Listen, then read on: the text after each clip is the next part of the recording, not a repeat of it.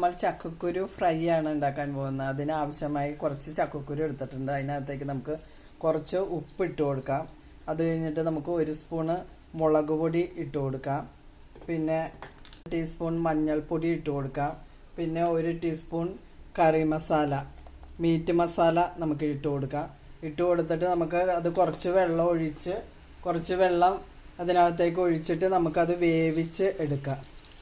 ഇപ്പോൾ നമ്മുടെ ചക്കക്കുരു ഇവിടെ നല്ലതുപോലെ വെന്ത് നല്ലതുപോലെ വെള്ളമെല്ലാം പറ്റിയിരിപ്പുണ്ട്.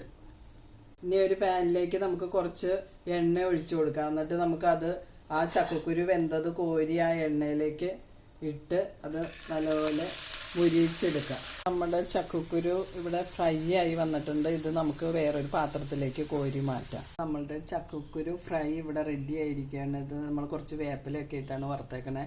ഇത് നല്ല ടേസ്റ്റ് ഉണ്ട്. ഇതിനകത്ത് നമ്മൾ മുളക് പൊടി മസാലയും എല്ലാം ചേർത്ത് കഴിയുമ്പോൾ കഴിക്കാൻ നല്ല ടേസ്റ്റുള്ള ഫുഡാണ്.